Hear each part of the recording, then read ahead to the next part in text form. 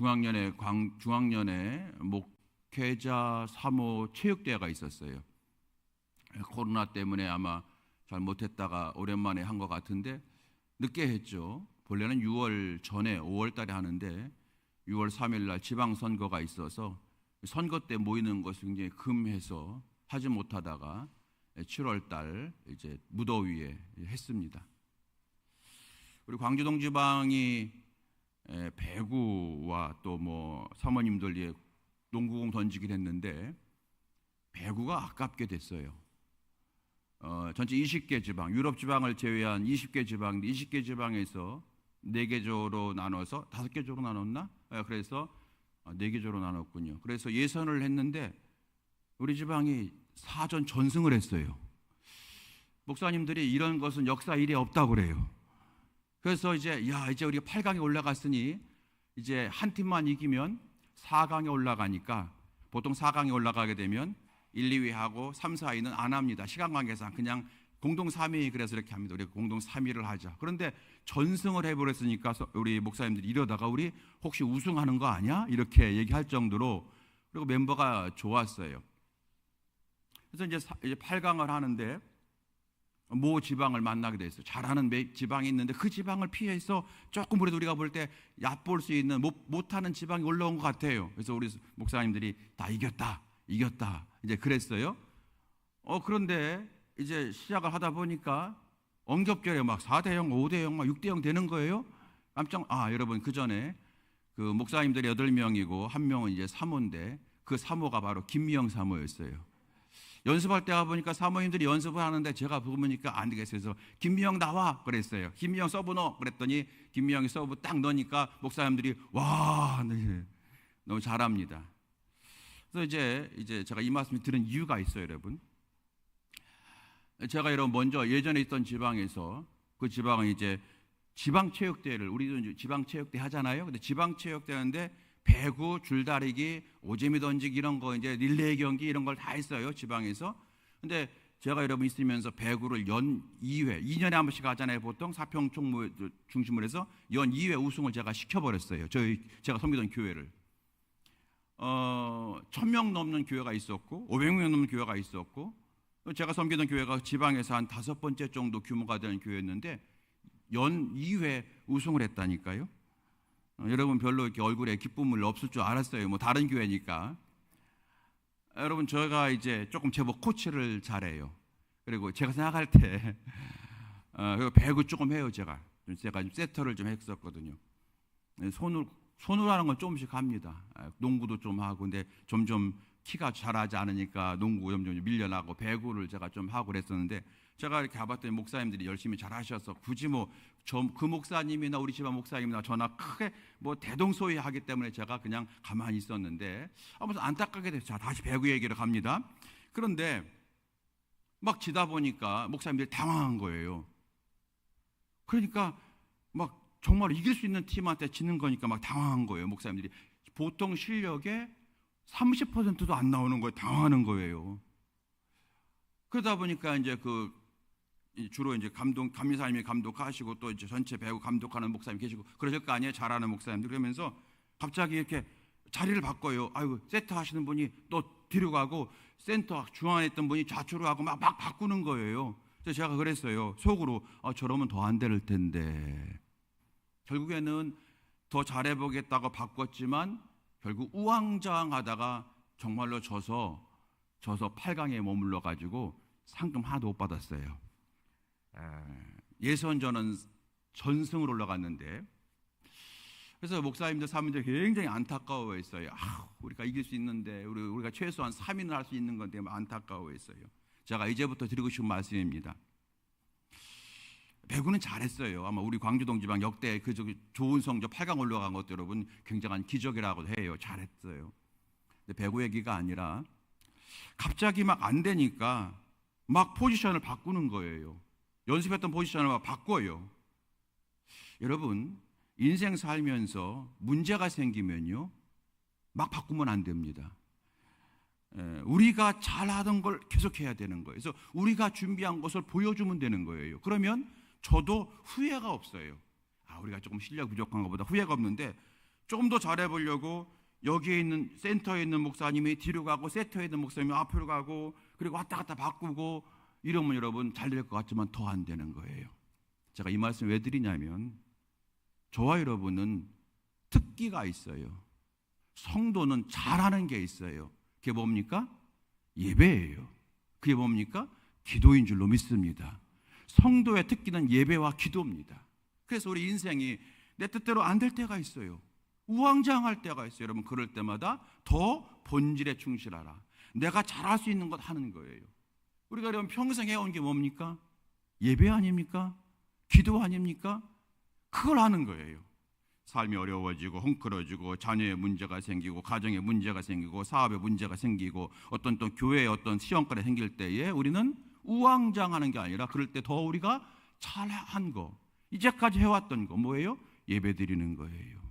기도하는 거예요. 여러분 여기에 집중하게 되면 조금 더딜 수가 있지만 끝내 승리할 줄로 믿으시게 되길 축원합니다.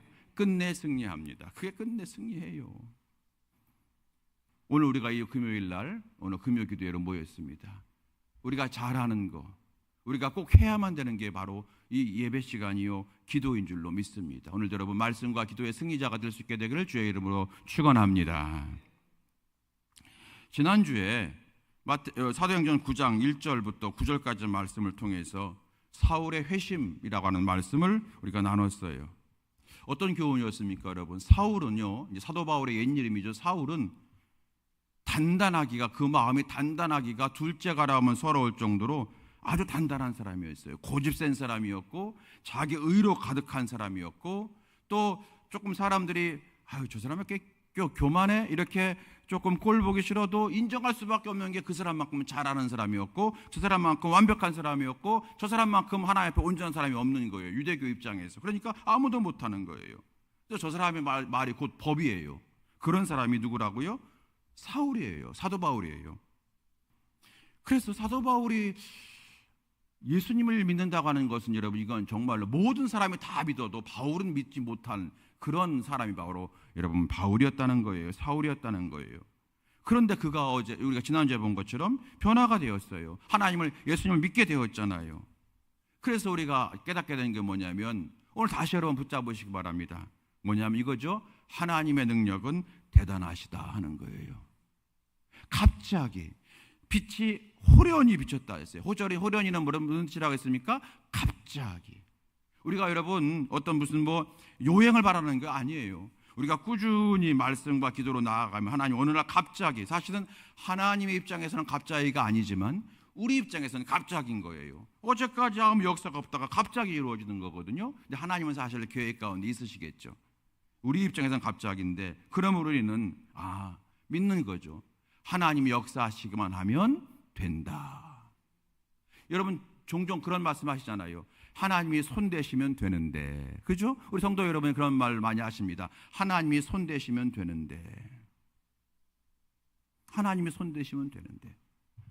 사도 바울 정말 하나님이 역사하니까 강한 그러한 뭐라고 할까요? 새 파이프 같은 사람이었는데 마치 지푸라기가 툭 꺾이듯이 한순간에 거꾸러지는 모습 우리가 지난주에 보게 된 거예요. 그러므로 우리가 그 교훈을 얻게 되는 겁니다. 하나님 역사하시면 된다. 그러므로 하나님이 어떤 때 어떻게 어떤 심령에게 역사하시는가 우리가 성경을 통해서 배워가면서 더 많이 기도하고 더 많이 하나님 의지하면서 그러면 여러분 해결되어지지 않을 것 같은 문제도 해결되어지고 그리고 변화되지 않을 것 같은 일도 변화되어지는 놀라운 은총과 축복을 우리가 누리게 될 줄로 믿습니다. 그런 성도 될 수 있게 될 주의 이름으로 축원합니다. 우리 명암교회가 그런 교회가 되기를 소망하며 축복합니다. 반드시 그렇게 될 줄로 믿습니다. 어느 날 오늘이에요. 오늘 이제 저희 친구 목사님이 전화 왔어요. 감리교신학대학교를 졸업한 지 이제 40주년이라는 거예요. 제가 이제 여러분 30주년 때 이제 총 그 동문 회장이었거든요. 40주년 됐다고 하면서 저한테 이제 조언을 구하면서 이렇게 합니다. 그렇게 얘기를 쭉 하다가 어떤 이제 얘기가 이제 나왔냐면은 명암교회 어때? 가서 금방 아주 배가 부흥 됐겠지? 그러는 거예요. 제가 뜨끔하더라고요. 배가 부흥은 무슨 커녕. 근데 여러분, 제가 이런 말을 했어요. 요즘 이렇게 전도하기가 쉽나? 그리고 오자마자 갑자기 부흥하면 하나님이 얼마나 황동수를 이 교만한 놈 그러 하겠어. 여러분, 제가 오자마자 우리 교회가 정말로 제가 운이 좋아서 여러분이 제가 오자마자 막 믿음이 활 불타올라 가지고 정말 여러분 교인들이 막 우리가 출석 인원이 막 늘어나고 부흥한다면 여러분 제가 얼마나 그렇지 않아도 교만한 제가 얼마나 어깨에 힘이 쭉 들어가겠어요. 겉으로는 하나님이 하셨어 그러면서 속으로는 내가 열심히 해서 한 거지 이렇게 할 거 아니겠어요 여러분? 아닐 것 같아요. 저는 충분히 제 자신은 아니까 하나님이 얼마나 그러니까 하나님은 때를 기다리시는 것 같아요. 정말로 하나님께 갑절에 부흥을 주셔도 담임 목사 네가 정말로 엎드리고 감사합니다 겸손할 때가 될 때까지 기다리시는 것 같기도 하고요. 그리고 우리 성도들이 정말로 우리 성도 여러분께서 이전에 우리 교회가 부흥이 안 된 때도 부흥된 때도 있었잖아요. 그러니까 우리가 언제 부흥됐었지 잘 생각해 보시고요. 우리 이제 권사님 장로님들이 그때 우리가 어떻게 했지 한번 생각을 해보세요. 그때 우리가 신앙생활 그때 우리 교회가 막 부흥될 때가 있었잖아요. 그때 어떻게 했지? 어떤 마음으로 우리가 신앙생활했지? 한번 잘 생각해 보세요. 그 믿음을 여러분이 회복하시는 거예요. 그 열심을 회복하시는 거예요. 물론 그때만 돼도 언제입니까 여러분?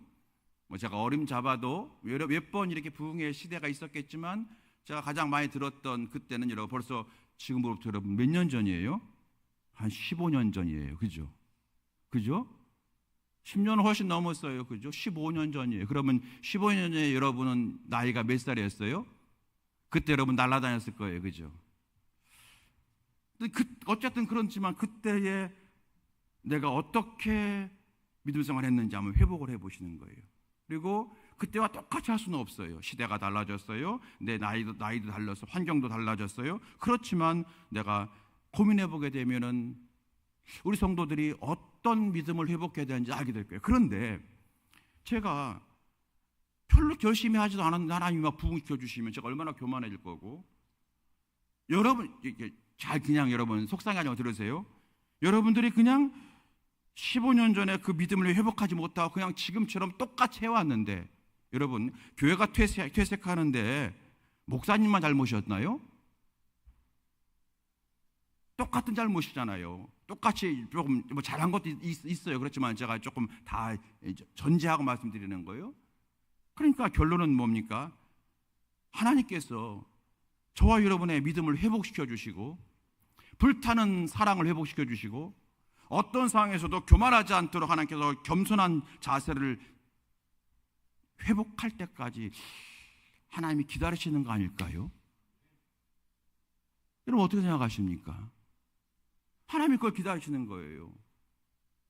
호련히 갑자기 이루어지는 건데 하나님 그때까지 기다리시는 거죠.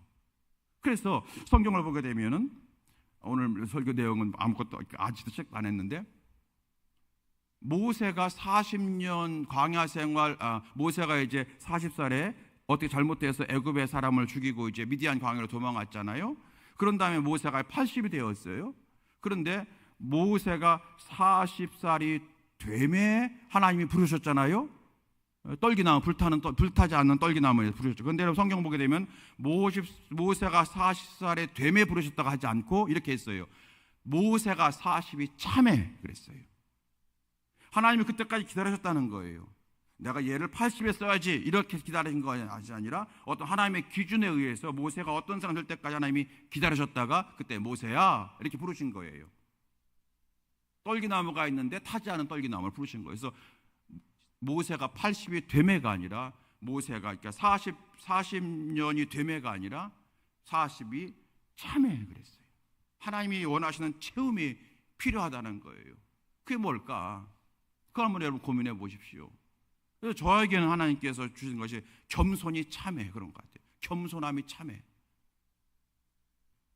여러분에게 뭐가 필요해? 뭐가 차야 되겠죠? 이게 여러분에게 중요하다고 하는 거예요. 제가 갑자기 여러분 변할 것 같지도 않았던 정말로 쇠심줄 것 같은 사도 바울도 변화되는 걸 보면서 우리가 다시 한번 깨닫게 되는 교훈, 하나님이 역사하시면 된다, 하나님이 만지시면 된다. 여러분 그 믿음 우리가 회복해야 된다고 하다가 제가 여기까지 왔네요. 여러분 깨닫는 지혜가 있게 될 주의 이름으로 축원합니다. 오늘 우리가 여러분 그런 걸 회복하는 거예요. 그걸 회복하는 거예요. 오늘 본문의 사울은 큰 충격 가운데 일어났어요. 예수님을 만났잖아요. 눈이 보이지 않게 되었다 그랬어요. 그래서 다른 사람의 도움을 받아서 다메섹의 한 유대인의 집에 머물게 됩니다. 사도행전 9장 8, 9절에 보게 되면 아무것도 보이지 않으니 사울이 사흘 동안 보지도 못하고 먹지도 마시지도 아니하니라 그랬어요. 다른 사람의 손에 끌려서 다메섹으로 들어가서 사흘 동안 보지도 못하고 먹지도 마시지도 아니하니라. 그러니까 사울이 지금 큰 충격 가운데 있는 거예요. 이게 뭐지? 그러면서 먹을 생각, 마실 생각도 하지도 못하고 가만히 산 사람이 죽은 사람인지 모를 정도로 가만히 어두컴히 앉아 있는 거예요. 이제 오늘 우리가 읽은 말씀이 그 다음 말씀이거든요. 10절에 가니까 사울이 아나니아라는 사람을 만납니다. 아나니아입니다. 본래 이 사람이 다메섹에 살던 사람인지 아니면 예루살렘 교회에 있다가 박해를 받으니까 피신해온 사람인지 알 수는 없습니다만은 중요한 것은, 확실한 것은 이 아나니아는 예수님을 신실히 믿는 신자였다고 하는 겁니다. 특별히 기도하는 사람이었다는 것은 확실합니다. 기도하는 사람이었다. 예수께서 아나니아를 부르셔요. 10절 말씀 보게 되면은 우리가 읽었는데 10절 제가 다시 한번 읽어드립니다. 그때에 다메섹에 아나니아라는 제자가 있더니 주께서 환상 중에 불러 이르시되 아나니아야 하시거늘 대답하되 주여 내가 여기 있나이다 하니. 주께서 아나니아를 부르시는데 환상 중에 불러 이르시되, 이건 여러분 이겁니다. 기도하는 가운데 부르시되, 이런 뜻입니다. 하나님께서 아무나 부르시는 게 아니죠. 기도하는 사람을 부르신다는 거예요. 여러분, 그래서 기도가 중요한 거예요. 기도는 내가 내 문제를 해결하는 통로이지만 그러나 그뿐만 아니라 하나님이 쓰시는 통로가 되는구나. 하나님은 기도하는 사람을 쓰십니다. 기도하는 아나니아에게 사울을 찾아가라고 말씀하시는 거예요. 그 다메섹에서 가장 신앙 좋은 사람이 누구냐? 하나님 보실 때는 기도하는 사람이라는 거예요. 그래서 기도하는 아나니아에게 말씀하시는 겁니다. 가서 사울을 만나라 하는 거잖아요. 11절 말씀 보게 되면 주께서 이르시되 일어나 직가라 가는 거리로 가서, 여러분 다메섹은 굉장히 큰 도시예요. 엄청 큰 도시입니다. 예루살렘 버금가는 큰 도시입니다. 그러므로 여러 도로가 있는데 그 직가라고 하는 거리로 가서 유다의 집에서 다섯 사람 사울이라 하는 사람을 찾으라. 그가 기도하는 중이니라. 그러니까 지금 하나님은 사울도 기도한다고 보신 거예요. 먹지도 않고 마시지도 않고 가만히, 이게 무슨 일인가? 도대체 예수님이 살아있다고? 예수가 살아있다고? 이렇게 있는 이 사울, 하나님이 만나게 하시는 거죠. 여기 보게 되면 이제 제자가 있더니, 아나니아가 제자라고 그랬는데, 제자지만 여러분 12제자는 아니지 않습니까? 12제자 이름을 여러분 다 알고 있잖아요. 그리고 예루살렘 교회 7집사도 아니에요. 근데 제자라고 합니다. 사도행전은요, 예수 믿는 모든 사람을 제자라고 그랬어요. 제자. 사도와 제자 이렇게 구분했습니다. 다 제자. 왜 제자라고 했느냐? 성도라고 안 하고 왜 제자라고 했느냐? 마태복음 여러분 28장 19절 이하에 뭐라고 되어 있어요? 너희는 가서 모든 민족을 뭐로 삼아? 제자로 삼아 아버지 아들과 성령의 세례를 주고. 그러니까 예수 믿는 사람을 다 그 당시에는 제자라고 했다는 거예요. 그러니까 그 당시 예수 믿는 사람들은, 예수님을 믿겠다고 결심한 사람들은 대단한 결심을, 지금 우리 교회에 권사님 이상 되는 신앙을 처음부터 갖기 시작한다는 거예요. 물론 성경적 지식이라든지 이런 건 좀 부족하게 했겠지만 그 믿음의 결단만큼은 죽으면 죽으리라 하는 그런 결단이 있는 그런 사람들이 모였다는 거예요. 우리에게 주는 교훈도 크겠죠. 어쨌든 이 아나니아는 그러므로 12제자도 아니고 스데바이나 비립 집사 같은 그런 사람도 아니고 지극히 평범한 성도라고 하는 뜻입니다. 그런데 오늘 하나님께서 아나니아를 부르셨고 환상 중에 주의 음성을 들었다. 다시 한번 깨닫게 됩니다. 기도하는 중에 하나님의 부름을 받았다는 거예요. 그러므로 여러분, 우리가 늘 기도하는 사람이 될 줄로 믿습니다.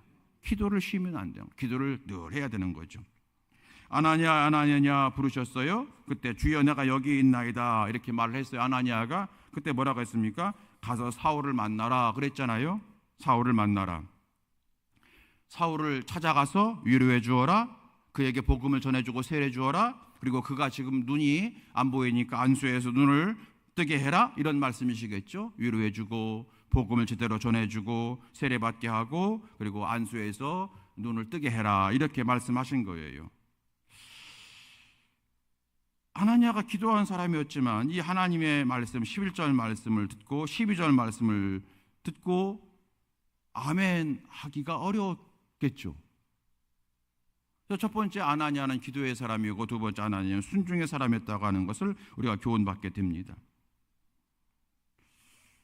그래서 아나니아가 13절 이하에 보게 되면 뭐라고 했습니까? 13절, 아나니아가 대답하되 주여, 이 사람에게 대하여 내가 여러 사람에게 듣사온즉 그가 예루살렘에서 주의 성도들에게 적지 않은 해를 끼쳤다 하더니 여기서도 주의 이름을 부르는 모든 사람을 결박할 권한을 대제사장들에게 받았나이다 하거늘, 이렇게 얘기합니다. 하나님, 제가 예루살렘에서 온 많은 사람들에게 내가 들었는데 이 사울이라고 하는 사람이 아주 포악한 사람이고 이 사람은 어떻게 하든지 주의 이름 부르는 우리 성도들을 죽이는데 조금도 거리낌이 없는 사람이었고, 이 사람이 다메섹에 온 이유도 우리를 다 죽이기 위해서, 우리가 모이는 교회를 파괴하기 위해서 여기까지 왔다고 우리가 들었는데 내가 어떻게 사울을 만나겠나이까, 이렇게 얘기하는 거예요. 이게 무슨 말입니까? 내가 만났다가 죽임당할 수 있습니다. 사울이 얼마나 교활한 사람인데 하나님, 회심한 듯 연기하는 걸 수 있어요, 하나님. 그래서 혹시 내가 가면 나를 잡아다가 너 예수 믿는 사람들이 어디에 있느니 나한테 그걸 정보를 캐내기 위해서 나를 고문할 수도 있습니다. 그리고 나 때문에 내 가족들이 다 죽임당할 수가 있습니다. 나 때문에 우리 모든 여기 있는 예수 믿는 사람, 신실한 성도들이 다 큰 피해를 당할 수가 있습니다. 하나님, 저는 그래서 사울을 만나기가 두렵습니다 라고 얘기한 거죠. 아마 저한테 그렇게 말씀하셔도 저는 그렇게 얘기했을 것 같아요. 하나님 만나고 싶지 않습니다. 부담스럽습니다. 부담을 넘어서 두렵고 무섭습니다. 아마 저는 그렇게 얘기했을 것 같아요. 이 사람도 마찬가지, 아나니아도 그런 거예요. 하나님, 이 사람에 대한 소문을 아십니까? 교회와 신자를 박해하는 아주 극악무도한 사람입니다. 스데반도 이 사람 때문에 죽었습니다. 그때 하나님이 다시 말씀하셔요. 15절 말씀입니다. 15절 함께 읽어보겠습니다. 15절 시작. 주께서 이르시되 가라, 이 사람은 내 이름을 이방인과 임금들과 이스라엘 자손들에게 전하기 위하여 택한 나의 그릇이라. 가라 그랬어요. 나의 그릇이라 뭐죠? 내가 쓸 사람이다. 가라. 이 말에 17절, 아나니아가 떠나 그 집에 들어가서, 그 말에 아나니아가 순종하고 떠나서 그 집가라고 하는 거리에 가서 이제 유다라고 하는 사람의 집을 찾아서 들어가니 정말 사울이라고 하는 사람이 거기에 있는 거예요. 주님 말씀하신 대로 아무것도 보지 못하는 상태로 있는 겁니다. 여러분, 이 부분 잘 생각해 보십시오. 가라 그랬어요. 그러니까 아나니아가 듣다가 아멘 하고 갔을까요? 저는 아니라고 봅니다. 가라, 이 사람은 내가 쓸 그릇이야. 아유, 하나님 몰랐어요. 진작에 말씀하, 아유, 그 제가 가죠, 하나님. 진작에 말씀하시, 하나님 쓰시는 그릇이라고. 그럼 하나님이 쓰시면 됩니다. 하나님 역사하시겠죠. 제가 순종하겠습니다. 제가 그거 몰랐어요, 하나님. 순종하겠습니다. 이런 마음으로 갔을까요? 저는 아니라고 봅니다. 사울을 찾아갔다가 언제 마음 변해서 자기를 박해할지 모르는 거예요. 자기와 가족들을 죽일 수가 있습니다. 자기를 이용해서 다메섹에 있는 다른 제자들을 색출하려고 하는지도 모릅니다. 그런데 하나님이 가라 말씀하십니다. 그러니까 아나니아의 마음이 어떻습니까? 이해가 안 되는 거. 하나님, 수많은 사람이 있는데 왜 하필 사울을 쓰신다고 그럴까? 이런 생각도 했을 것 같아요. 사울이 회심했다고 한들 많은 우리 성도들이 믿을까? 저 사람이 한 짓이 얼마나 많은데. 하나님은 좀 선한 사람, 그리고 정말로 성령 충만한 사람을 쓰실지, 우리 예루살렘에서 온 교인 가운데 얼마나 하나님 쓰실 그릇이 많은데 하필 저 사람을 쓰신다고 할까? 이해가 안 되는 거예요. 뭐가? 하나님의 뜻이 이해가 안 되는 거예요. 그러니까 하나님의 뜻이 이해가 안 된다고 하는 건 무슨 말입니까? 내 생각과 다르다는 거예요. 지금 내 생각은 왜 하나님 하필 사울이야? 수없이 많은 사람이 있는데 이해가 안 되는 거죠. 그렇죠, 여러분? 여러분도 너무 시간이 많이 가니까 그 정도 이해가 안 되는 거예요. 받아들이기 어려운 거예요. 그런데 아나니아는 믿음으로 순종합니다. 아마 제가 생각할 때 한 걸음 뗐다가 다시 돌아갔다가 10걸음 뗐다가 정말로 가야 되나, 그 다시 돌아갔다가 아마 그랬을지도 모르겠어요. 그렇게 아나니아가 순종을 한 겁니다. 그래서 17절 이하에 보게 되면은 아나니아가 그 집에 들어갑니다. 그리고 뭐라고 얘기합니까? 안수합니다. 그러면서 형제 사울아 그럽니다. 형제 사울은 뭐예요? 나와 같이 예수 믿는 형제라, 형제님, 자매님 불러주는 겁니다. 정말 여러분 아나니아 마음속에 형제 애가 확 불타올라가게 불렀을까요? 아니에요. 저는 아니라고 봅니다. 반신반의하는 거죠. 이게 맞을까? 이 방법이 맞을까? 그런데 아나니아가 순종합니다. 그리고 바울이 시작되는 거예요. 만일 여러분이 아나니아가 이 말씀에 순종하지 않았더라면 어쩌면 사도 바울은 없었을지도 모르고, 사도 바울이 없었다면 뭐 하나님이 다른 사람을 통해서 그 지역을 다 선교화 시켰겠지만 뭔가 또 더뎠을지도 있고, 그죠? 사도 바울이라고 하는 그 놀라운 하나님을 향한 열심과 그리고 믿음에 대한 열정, 그리고 여러 가지 은사, 달란트를 하나도 쓰지 못하는 아마 우리 기독교사, 선교사의 선교 역사에 굉장한 뭐랄까요, 좀 어려움이, 손해가 있었을 것 같아요. 결국 아나니아의 기도와 아나니아의 순종이 사울을 바울 되게 한 거예요. 그런데 그는 기도하는 사람이었고 그는 순종하는 사람이었구나. 근데 그 순종은 다 이해돼서 순종하는 게 아니었어요. 하나님 말씀이 이해가 안 되지만, 하나님 방법이 이해가 안 되지만 내가 그 방법에 따라가는 거예요. 그 순종 가운데 아나니아는 믿음이 회복되어졌고 하나님이 역사하셨다. 사실 여러분, 하나님 앞에 순종하기를 거부하는 분이 누가 있습니까? 우리 가운데 다 순종하기 원하는데 왜 순종이 어려우냐면 중간에 걸림돌이 있거든요. 중간에 두려움이라는 걸림돌이 있어요. 두려움. 그리고 중간에 손해라고 하는 것이 또 걸림돌이 있어요. 나만 꼭 이렇게 해야 되나? 손해보는 것 같기도 하고, 또 상처받을 게 있어요. 예전에 다니던 교회에서 상처받았는데 그래서 새로운 교회에 등록을 했지만 선뜻 예전처럼 열심을 내지 못하는 분들이 종종 계셔요. 왜요? 예전 교회에서 받았던, 인간으로 받았던 속회나 선교에서 받았던 상처가 다시 받게 될까 봐. 그러면 더 크게 되니까. 그래서 그냥 예배만 드리고 헌신자로 나가지 못하는 분들도 있다는 거예요. 그래서 어떻게 얘기합니까? 하나님 조금만 더 있다요. 하나님 조금만 더 있다. 지금은 하나님 아닙니다. 조금만 더 있다. 제가 좀 회복이 되면, 내 믿음이 회복되면, 또는 내가 어떤 물질이 회복되면 하나님 그때 또 어떻게 우리가 이제는 주저앉습니까? 하나님 저 말고 이제는 다른 사람이, 하나님 저 옛날에 많이 했잖아요. 제 나이가 벌써 하나님 70, 80이 돼가요. 하나님 이제 저 말고 다른 사람이라고 뒤로 물러서기가 쉬워요. 이건 여러분, 우리 저나 여러분이나 모든 성도들 동일한 거예요.